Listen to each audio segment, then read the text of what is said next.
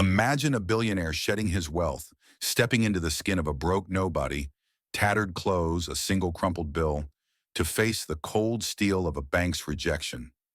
What happens when power hides in rags, testing a world obsessed with money?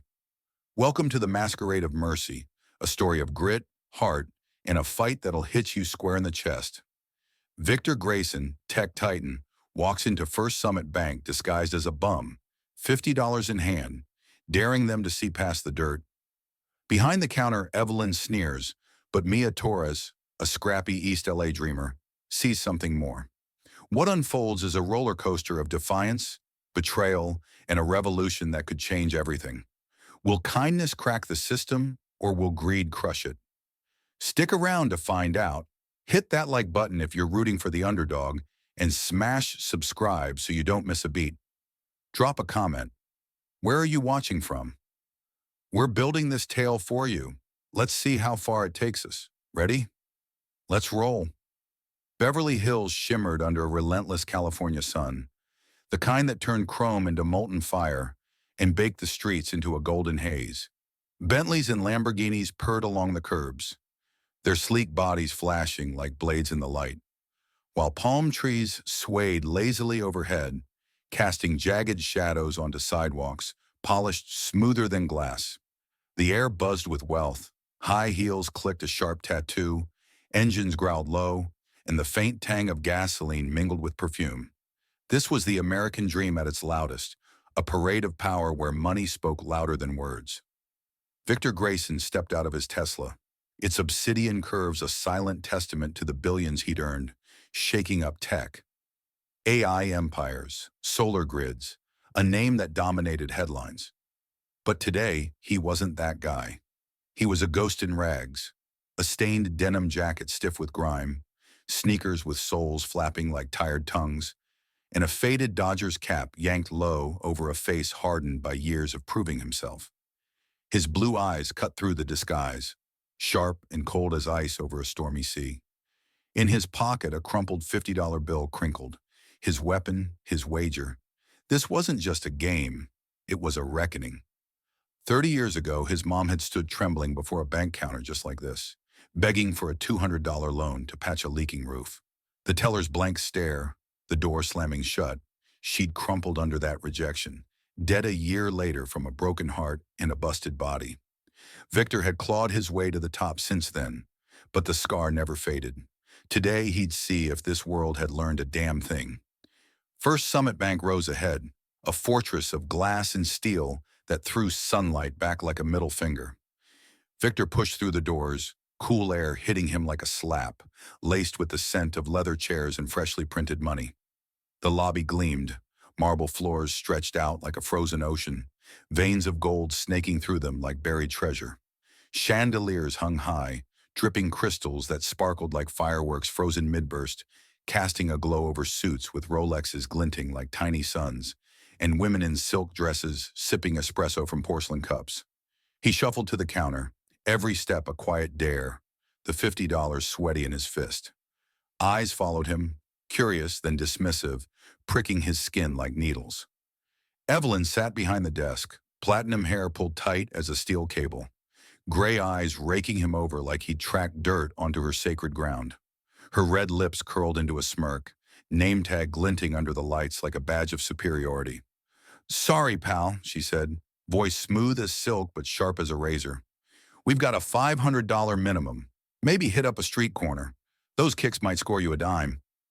Laughter fluttered through the lobby, soft as cashmere but cutting like a switchblade, from guys with cufflinks worth more than most mortgages and women dripping pearls that could have paid Mia's mom's rent for a decade.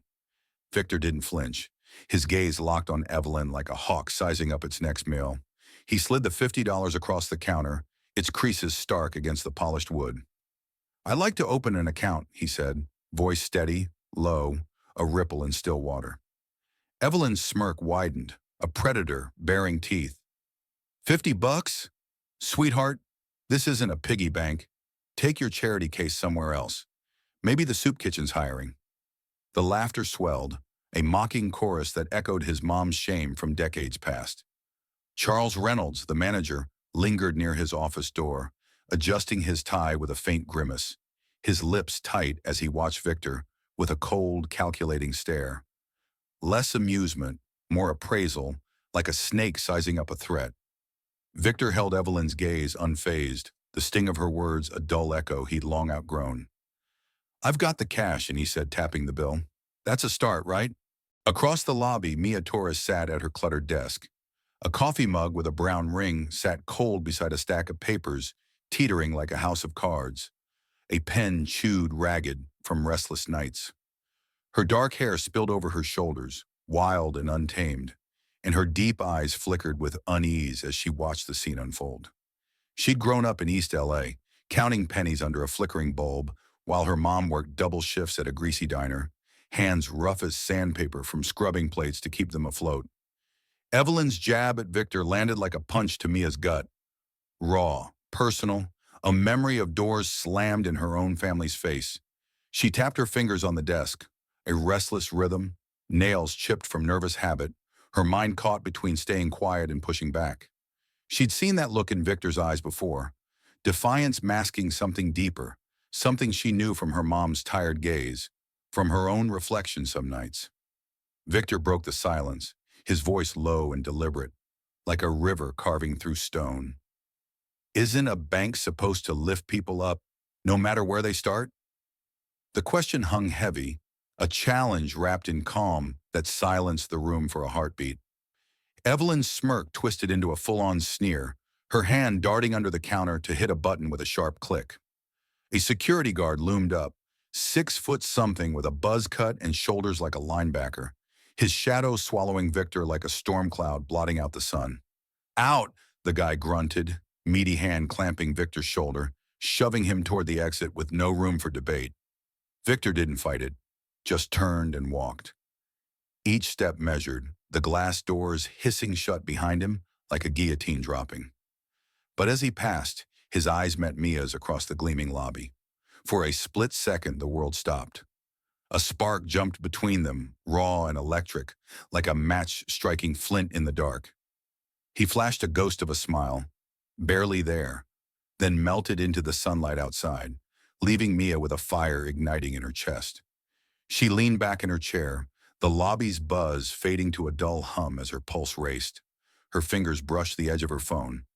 Mom glowed on the screen from a missed call earlier that morning. She didn't pick up, not yet.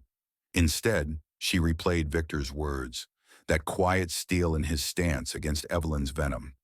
He wasn't just some bum off the street. There was something in those blue eyes.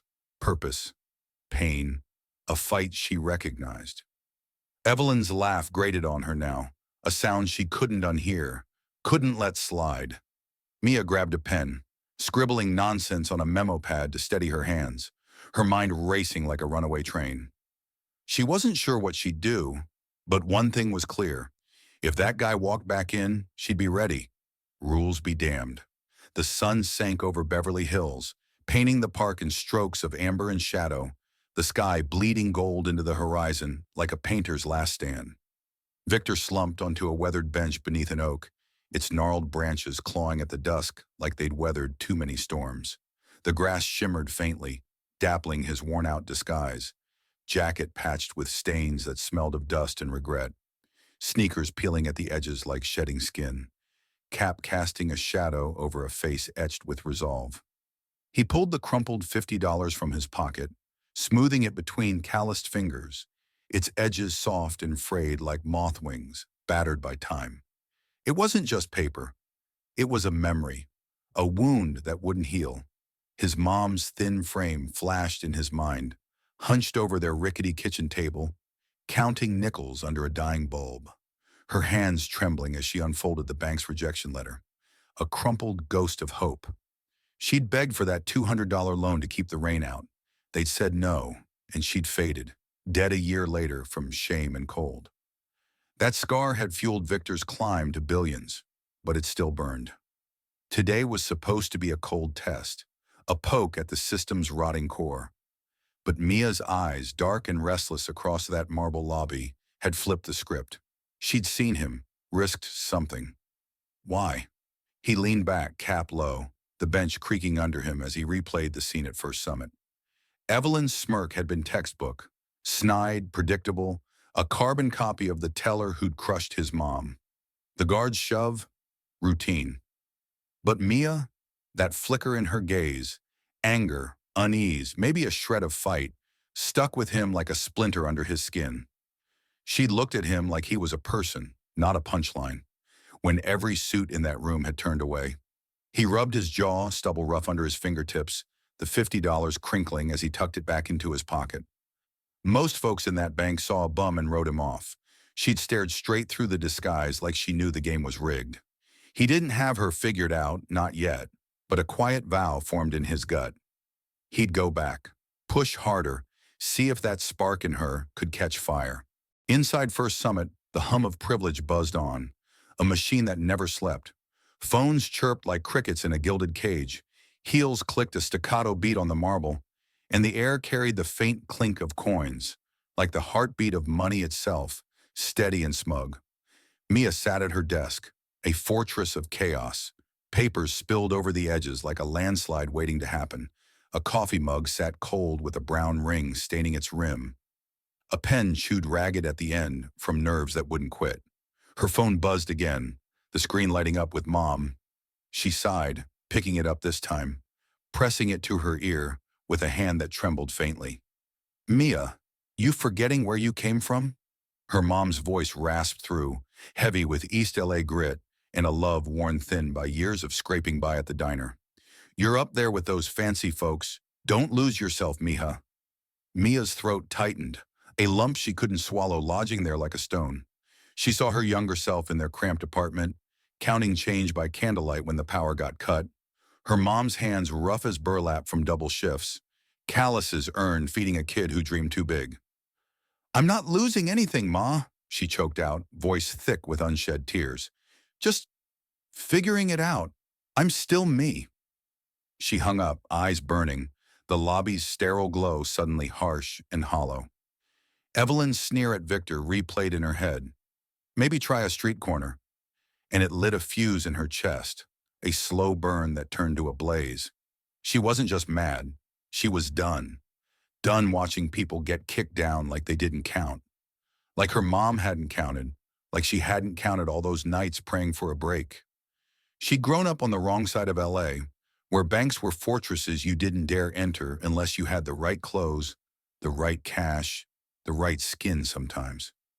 Victor didn't fit. Hell, he looked like he'd crawled out of a ditch. But he'd walked in anyway, head high, voice steady. That took guts. Guts she recognized, respected, envied a little. She grabbed her keyboard, fingers hovering over the keys, a plan forming like a storm cloud on the horizon. If he came back, she'd bend the rules, break them if she had to. Not just for him, but for the kids she'd been, the moms she'd watched fade under the weight of no. She wasn't sure what she was starting, but it felt like a fight worth picking, a fight she'd been waiting for her whole damn life. The next morning, dawn broke over Beverly Hills.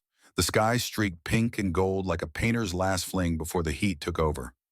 Dew clung to Victor's cap as he shuffled back to First Summit, shoulders hunched but steps deliberate, a man with a mission etched into every move. The glass doors loomed ahead, reflecting the sunrise like a portal to a world he was about to crack wide open.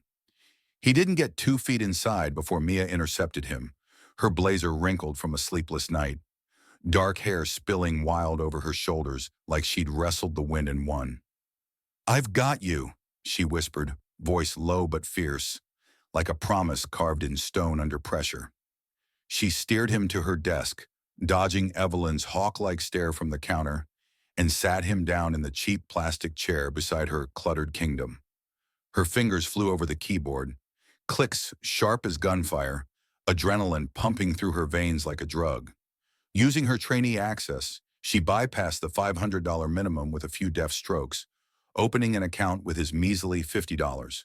Her hands shook, sweat beading on her brow, but her jaw was set, eyes blazing with a fire that screamed, "Screw the system." Victor watched silent, a faint grin tugging at his lips. She was breaking every rule in the book, and he respected the hell out of it. The air shifted, Evelyn's shadow fell over them like a storm cloud rolling in fast, her perfume sharp as thorns cutting through the sterile lobby scent. She stood at the counter, arms crossed, platinum hair glinting under the chandeliers, like a crown forged from ice. "Mia, what's this bum doing here?" she snapped, voice slicing through the lobby like a whip, loud enough to turn heads. Suits paused mid-conversation, eyes glinting with amusement, a few smirks blooming like weeds. Mia didn't flinch. She straightened, meeting Evelyn's glare head-on, her pulse a drumbeat in her ears that drowned out the fear. "He's a customer. Deal with it," she fired back, words sharp and steady, a line drawn in the sand with no retreat. Evelyn's nostrils flared, her red lips thinning into a slash, a predator sizing up prey she'd underestimated. "You're on thin ice, Torres," she hissed, her gaze flicking to Reynolds, who leaned against his office door, watching with a faint nod. His eyes glinted with something dark, a quiet promise of trouble brewing.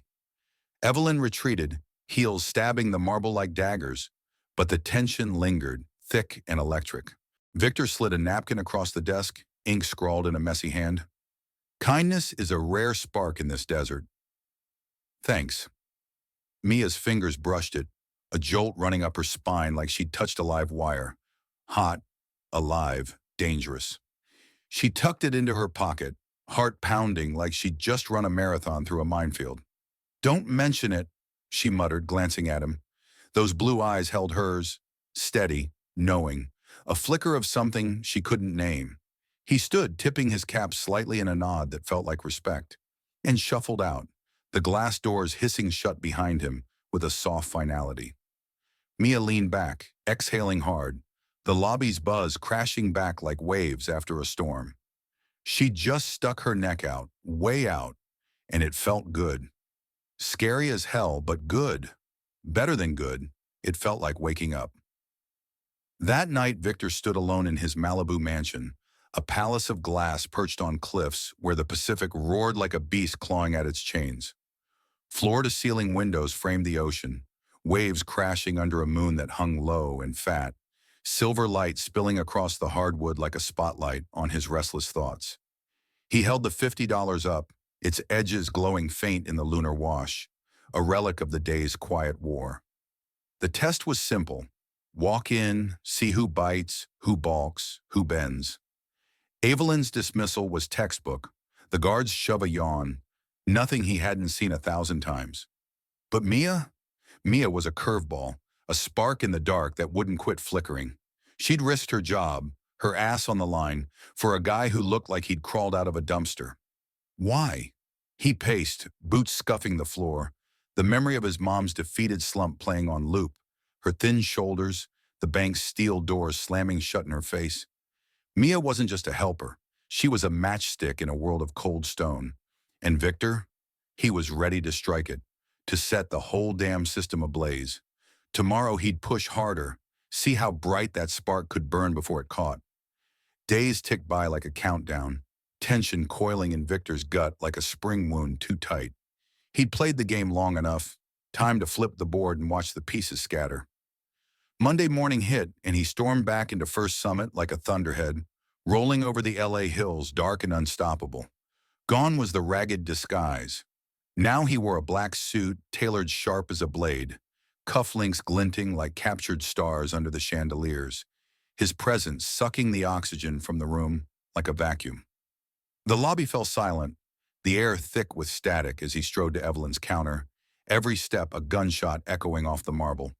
He dropped a $10 million check onto the polished wood, a crisp rectangle of power that landed with the weight of a gavel, the zeros staring up like a dare carved in ink. Evelyn's hands froze mid-motion, her face draining to chalk white as her gray eyes darted from the check to Victor, wide with the dawning horror of her mistake. Whispers erupted behind her, suits and silk rustling like leaves kicked up in a storm. "Who's this guy? What's he pulling?" The room tilted, and she knew she'd stepped in it deep. Charles Reynolds burst from his office, tie crooked and sweat beading on his brow like he'd sprinted through a furnace. His eyes flicked from the check to Victor, panic twitching at the corners of his mouth, a deer caught in the glare of oncoming headlights. Victor's voice rolled out, low and commanding, like gravel crunching under heavy boots. I'm Victor Grayson. Been playing your game in disguise, testing if this place has a shred of soul left. Spoiler, most of you flunked. Hard. He paused, letting the words sink in like lead weights dropping into still water, then nodded at Mia, who stood rooted at her desk across the lobby, her pulse hammering like a jackhammer against her ribs. Except her. The room spun for Mia, every eye locked on her, a mix of shock and envy burning holes through her cheap blazer, her knees trembling under the sudden weight of it all. Evelyn's jaw tightened, her gray eyes narrowing to slits like a predator sensing blood in the air. Reynolds stammered, hands flapping uselessly. Mr. Grayson, what's this about? Victor stepped closer, his presence filling the lobby like smoke, choking out excuses before they could form. This bank's a greed factory, built to prop up the haves and stomp the have-nots into the dirt. I've seen it my whole life. My mom begged a place like this for a lifeline. $200 to keep a roof over our heads. They didn't even blink, just slammed the door. She died a year later, crushed by no. I swore I'd never let that stand. His gaze swept the room, so cold it could frost the glass walls, pinning suits mid-sip of their espressos, silencing whispers like a blade through thread. Profit's nothing without heart, and Mia's the only one here who gets that. She saw me when you didn't, gave me a shot when you wouldn't spit on me. Reynolds wiped his brow with a shaky hand, words tripping over themselves like a drunk stumbling off a curb. We've got policies, standards. Surely we can explain. Victor raised a hand, silencing him like a judge dropping a hammer, the gesture sharp and final. Then he turned to Mia, pulling a sleek business card from his pocket, gold embossed on black, heavy with promise, and held it out. Join me. Let's build something real, not this bullshit facade. Her breath caught, the weight of the moment crashing down like a tidal wave. She met his eyes, blue and unyielding, a storm held in check, and nodded, voice punching through the chaos roaring in her chest. Hell yeah, she said, taking the card, its edges biting into her palm like a brand sealing a pact. Reynolds forced a laugh, too loud, too fake, a salesman grasping at straws in a windstorm. Mr. Grayson, let's talk this out. Coffee, my office? We're all on the same team here, right? Victor didn't blink, his stare cutting through the bluff like a laser through fog. Save it. Deal's done. Lawyers are already on it, papers signed.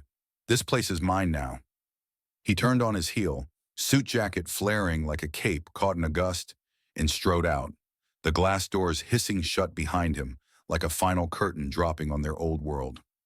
The lobby exploded, whispers turned to murmurs, then a full-on buzz, voices overlapping like static on a busted radio, a hive kicked over. Mia clutched the card, her mind racing a mile a minute, thoughts tumbling over each other like rocks in a landslide. She'd just signed up for something insane, something bigger than her, bigger than the East LA dreams she'd scratched into notebooks as a kid. And she couldn't wait. Across the room, Evelyn leaned close to Reynolds, her voice a hiss barely audible over the din. He thinks he's won. Cocky bastard. We'll see about that. Reynolds nodded, a shadow crossing his face, eyes glinting with something sharp. Resentment, revenge, a plan taking root in the dark corners of his mind. Trouble was brewing, a storm they'd unleash when the time was ripe. Mia slipped out at shift's end, the LA dusk wrapping her in purple and gold, streetlights flickering on like fireflies waking up. She stood on the sidewalk, Victor's card glowing faintly in the neon wash from a nearby billboard, its weight grounding her spinning head. Her phone buzzed. Mom, again, and this time she answered, leaning against a palm tree as the city hummed around her. Mia, you okay up there? Her mom asked, voice soft but edged with that familiar worry, the kind that came from too many nights, wondering if ends would meet. Mia exhaled, a grin tugging at her lips despite the chaos of the day. Yeah, Ma, I'm good. Better than good. I didn't forget us, I swear. This is for us, for everybody like us who got told no. Her mom chuckled, a sound like home washing over her, warm and worn. That's my girl. Don't let those suits push you around, you hear? Mia hung up, pocketing the phone. the card still warm in her hand like a talisman. She thought of Victor, those blue eyes, that quiet fire that burned through the disguise. He'd walked in with nothing but a $50 bill and walked out with everything, and now he'd handed her the match to light it all up. She wasn't just a teller anymore. She was a player in a game she'd only dreamed of joining. A revolution, he'd said, and she was all in, no looking back. Back in Malibu, Victor stood on his deck overlooking the Pacific, the ocean a black roar below, waves clawing at the cliffs like they wanted to drag the whole damn world under. The $50 sat on the railing, fluttering in the salt-laden breeze, a relic of the war he'd just kicked off. He'd expected pushback, scorn, got it in spades from Evelyn's venom and Reynolds' tight-lipped stare. But Mia's move, that defiance in her spine when she'd faced down Evelyn, had flipped the script entirely. She wasn't just a spark, she was a goddamn flare, lighting up the dark corners he'd been poking at with his little experiment. He'd go big now, bigger than he'd planned when he'd first pulled on those rags. Buy the bank, sure, but that was just step one. Child's play. With Mia, he could burn the whole rotten system to ash and build something new from the ground up, something his mom would have believed in, something that didn't slam doors on trembling hands. He smirked, snatching the bill before the wind could claim it, tucking it into his pocket with a nod to the night. Game on. Time to see how far this could go. Months blurred past, and Mia stepped into Equity Horizon's LA headquarters, a high-rise that stabbed through the smog like a fist of glass and steel, all sharp edges and unapologetic ambition. The lobby pulsed with life. Screens flickered with data streams, like the heartbeat of a new world. Desks gleamed like black ice under recessed lights, and the air crackled with ideas clawing their way into reality. Floor-to-ceiling windows framed the city, a sprawl of lights twinkling like a fallen galaxy against the dusk. LA's chaos sprawling below in a tangle of horns and neon. Victor stood beside her, black suit swapped for a leather jacket over a plain gray tee. Still a titan, but one who'd shed the corporate skin like a snake leaving behind an old husk. "Change takes guts," he said, voice rough as asphalt, a grin tugging at the scarred corner of his lip. "You've got 'em. Now use 'em." Mia nodded, her blazer ditched for jeans and a leather jacket of her own. East LA grit meeting LA hustle in a clash that felt right. They weren't just building a bank. They were tearing down walls, one brick at a time, and she felt the weight of it settle into her bones like it belonged there. Their first branch opened in a forgotten corner of South Central, a patch of LA where graffiti scarred the walls like battle wounds, and Hope was a stranger who rarely stuck around. Rain poured that day, hammering the roof like a war drum, turning the street into a river of mud and grit. Mia stood at the door, soaked to the bone, her jacket dripping as she watched folks stream in. Single moms with tired eyes clutching kids' hands tight against the downpour. Guys in worn-out work boots with calluses that told stories of long shifts. Immigrants with crumpled bills and wary smiles that softened as they stepped inside. Victor had handed her the reins and she'd run with it, no hesitation. Mobile vans rolling into dusty towns beyond the city, their solar panels glinting like shields under the unrelenting sun. Classrooms set up in church basements where kids traced numbers on tablets under flickering bulbs, eyes wide with wonder. Branches where cracked hands got a handshake instead of a shove out the door. It was messy, raw, and real. Everything First Summit had never been. Everything she'd dreamed of fighting for. She stood there, rain streaking her face, and thought, "This is it. This is what Ma fought for, what I've been chasing." But reality didn't play nice. Good intentions didn't pay the bills, and Mia learned that lesson the hard way. A branch in Compton tanked. Mia's call, her misstep, her gut punch. She'd pushed too fast, misread the neighborhood's rhythm, thought they'd leap at free accounts and digital banking without the groundwork. They didn't. Folks stayed away, mistrust thicker than the smog, and the place sat empty, a skeleton of good intentions under a shroud of graffiti creeping up the walls like a taunt. She went back one night, alone, rain seeping through the cracked roof and pooling around her boots in the dim glow of a streetlight sneaking through a shattered window. Papers floated in the muck, account forms, flyers with her handwriting, ink bleeding like tears into the water. Her chest caved, a hollow ache swallowing her whole, stealing her breath. I failed, screwed it all up. She'd promised Victor results, promised herself she could carry this weight, and now it was just trash drowning in the wet. She sank to her knees, the cold soaking through her jeans, hands clutching at the soggy mess like she could piece it back together. Victor found her there, his silhouette sharp against the storm, rain slicking his dark hair to his forehead as he stepped inside. He didn't say anything at first, just stood there, hands jammed in his pockets, watching her drown in the wreckage with those blue eyes that saw too much. Then he spoke, voice low, cutting through the rain's hiss like a lifeline thrown into choppy seas. My mom begged a bank once, winter coming, roof leaking, $200 to keep us warm. They said no, didn't even blink, just another nobody to them. She broke, died a year later, broke and forgotten in a rented room we couldn't heat. I swore I'd never let that happen again, not to anyone. He stepped closer, boots splashing in the puddles, his gaze dark with something old and heavy. A ghost he carried, a scar she could almost touch. Failure's not the end, Mia. It's fuel. Burn it, get back up. She looked up, rain streaking her face, and saw his mom in those eyes. A woman like her own, hands rough from years of hustle, counting pennies to keep her kid alive. Mia's mom flashed in her mind too, those calloused fingers, that flicker of pride behind the exhaustion.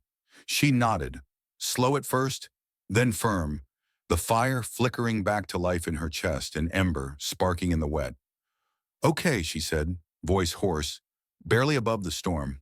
We rebuild, smarter this time. Victor grinned, a rare crack in his armor breaking through the gloom. That's my girl. Let's light it up. Weeks later, Equity Horizon roared back to life, stronger, sharper. They retooled Compton. Listened this time. Brought in locals to run it, made it theirs instead of hers. Branches popped up like wildfire. South Central's back streets, Detroit's rust-choked lots, rural Ohio trailer parks, each one a middle finger to the old guard that had laughed Victor out the door. Mia threw herself in, 16-hour days blurring into nights. Coffee her lifeline, her desk a war zone of notes scratched on napkins and Red Bull cans stacked like trophies. Victor shadowed her, pushing hard like a coach riding a prize fighter. Don't just fix it, redefine it. Make them feel it in their bones. She did. Mobile units hit the road, sleek vans with ATMs and Wi-Fi parking outside taco stands and gas stations in the barrios and backwoods. Apps rolled out, teaching teens to save, their thumbs dancing over screens with a hunger she recognized from her own scrappy days.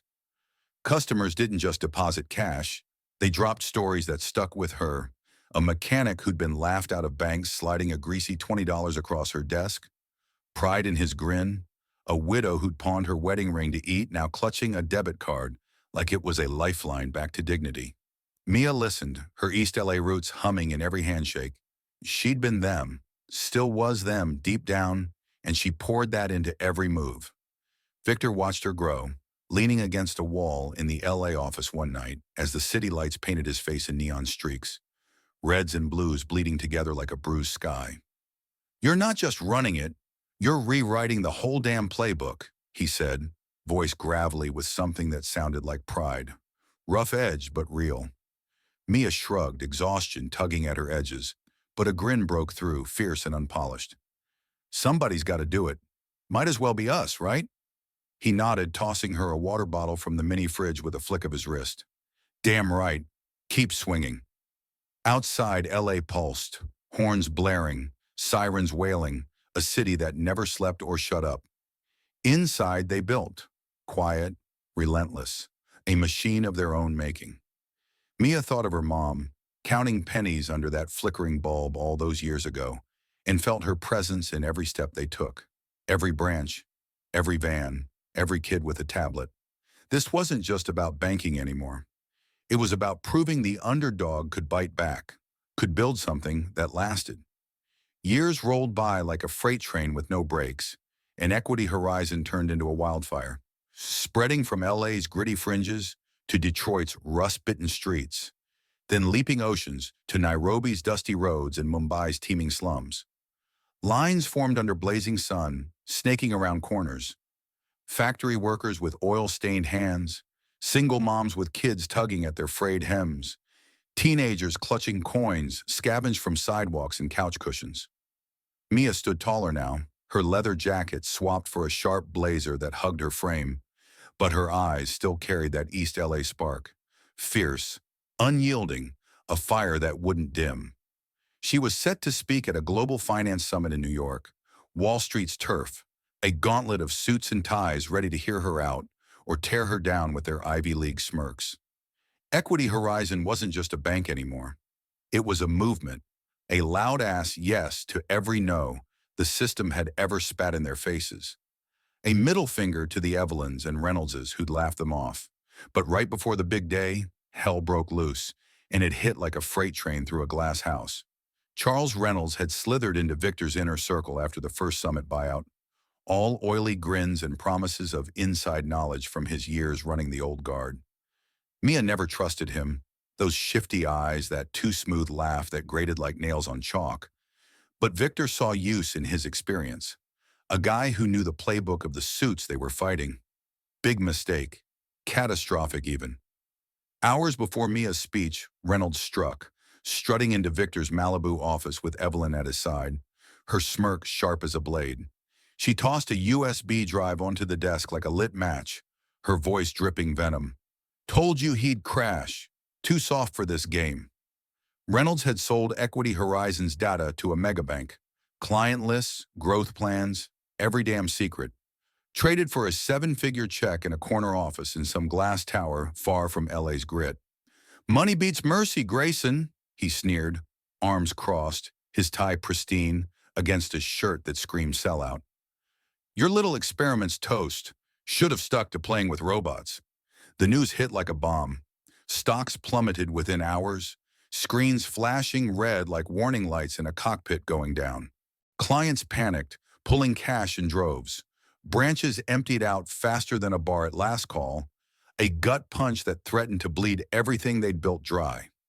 Victor stood in his office, a war zone of ringing phones and shouting staff, papers scattering across the hardwood like leaves in a gale. The Pacific roared outside, waves clawing at the cliffs below, mocking him with their endless churn as the chaos unfolded. His fists clenched, knuckles white as bone, blue eyes dark with a storm he couldn't outrun. I screwed up, he growled, voice cracking like dry timber, barely audible over the din of panic. Trusted that snake, thought I could play their game and win. He sank into a chair, head in his hands, the weight of it crushing him. Mia's work, the branches, his mom's ghost, all slipping through his fingers like sand. Mia stood across from him, heart slamming against her ribs like a trapped animal clawing to break free. She'd seen him unbreakable, pushing her through Compton's flop, grinning at every scrappy win. But now he looked like a man drowning, and it scared her shitless. But she wasn't about to let it end here. Not after every fight, every late night, every story they'd carried. No, she said, stepping closer, voice steel despite the tremble in her gut. You started this. I'm finishing it. We're not done. Victor looked up, eyes narrowing, and nodded faintly. Their game failed me. Your move. He tried a counterpunch, hit the airwaves with a press statement. We'll fight back. Equity Horizon stands for you. But the suits twisted it, headlines screaming, desperate billionaire flails. And stocks dove deeper, a sucker punch he didn't see coming. Mia didn't wait. She stormed to South Central's first branch, the one they'd opened in that rain-soaked hell, dragging the team with her. Rain dripped through the roof, hitting buckets with a steady plink, a metronome to her racing pulse. She faced the staff and a handful of loyal clients who'd stuck around despite the panic, her blazer soaked, hair plastered to her face, eyes burning like twin flames. I was an East LA nobody, she said, voice raw but steady, cutting through the damp air like a knife. Grew up counting pennies while banks turned my mom away like she was trash. Doors slammed, dreams trashed. We built this for you, for us, for every kid who's been told they don't count. We don't quit on you now. Not ever. She locked eyes with a guy in a faded jacket, hands trembling as he held a $10 bill, knuckles scarred from years of hard knocks on harder doors. I'm in, he said, voice rough as gravel, slapping it on the table like a gauntlet thrown down. Another stepped up, $5, creased and dirty from a pocket. Then $20, a widow's grocery money she'd pulled back from the edge. Small bills piled up, a lifeline woven from trust, a quiet roar against the chaos threatening to swallow them. Mia hit the streets, rallying every branch she could reach, her boots pounding pavement from LA to Detroit, voice hoarse from shouting into phones, "Hold the line! Tell them we're fighting!" Word spread, social media lit up with hashtag Equity Fights Back, tweets and posts exploding like fireworks across the night. Mechanics showed up with greasy 20s, moms with kids in tow dropped quarters. A teen in Ohio emptied his piggy bank, $3.47 in nickels and dimes clinking into a jar. It wasn't millions, but it was enough. A slow bleed turned to a pulse, a heartbeat growing stronger. The mega bank's plan backfired. People didn't want their cold efficiency, their sterile towers of glass and greed. They wanted Equity Horizon's heart, its scrappy soul that bled for them. Mia turned the tide, not with Victor's billions, but with the stubborn, gritty will of the underdog. Her people, her fight, her blood in every step. Stocks stabilized, creeping back up like a fighter rising from the mat. A middle finger to Reynolds and his betrayal. Summit Day came, and Mia took the stage in New York beside Victor, lights blazing down like a spotlight on a pair of prize fighters stepping into the ring. The room, suits from Wall Street to Tokyo, ties knotted tight, eyes sharp as razors, watched, some skeptical, some awed, all waiting for her to falter or fly. She gripped the podium, raincoat still damp from the flight, and let it rip, voice ringing clear and bouncing off the high ceilings. Money builds systems, but mercy fights to make them last. I was a nobody once, an East LA kid with a chip on my shoulder, watching my mom get crushed by places like this. So were you, somewhere, sometime. You were the one they didn't see. We fought Reynolds, fought the crash, fought every damn suit who said we'd fail, not just with dollars, but with every one of you who believed. Victor stood beside her, arms crossed, a faint grin breaking through his storm cloud face as she paused, letting it land, her breath visible in the cool air. Together, we're unstoppable, because mercy doesn't just sit there. It swings back, and we swing hard. The crowd roared, a standing ovation shaking the floor, chairs scraping as they leapt up, a wave of sound crashing over them. Victor clapped slow, pride glinting in his eyes, and leaned in backstage as the noise faded. I opened the door. You damn near took the hinges off. Months later, a girl in Nairobi walked into an Equity Horizon branch, a single scratched-up shilling clutched in her small fist, saved from selling mangoes by the roadside under a sun that didn't forgive. The teller, a local woman with a warm smile, took it, opened her account, and handed her a card, plastic gleaming like a promise kept. The girl beamed, eyes bright as stars breaking through a cloudy night, a spark Mia knew like her own heartbeat. Back in LA, Mia saw the photo on her desk, sent from the branch manager, and a quiet pride swelled in her chest, warm and heavy like a homecoming. She called her mom that night, the line crackling with distance as LA's lights glittered outside her window. Saw you on TV, mija. Proud as hell, her mom said, voice thick with tears and that old East LA toughness. You're our fighter, always were. Mia smiled, blinking back her own tears. For you, Ma. Always for you. Victor stood on his Malibu deck that same night, the ocean a black roar below, waves clawing at the cliffs like they wanted to drag him under and wash it all away. The $50 sat on the railing, fluttering in the salt-laden breeze, a relic of the war they'd fought and won. He'd started this to prove a point. Banks were broken. People deserved better than slammed doors. Mia had turned it into something else, a legacy, a fist in the face of greed that hit harder than he'd ever dreamed. He snatched the bill before the wind could take it, tucking it into his pocket with a nod to the dark. For you, Mom, he muttered, a whisper swallowed by the waves. He grinned, rare and real, Game over? Nah, game changed.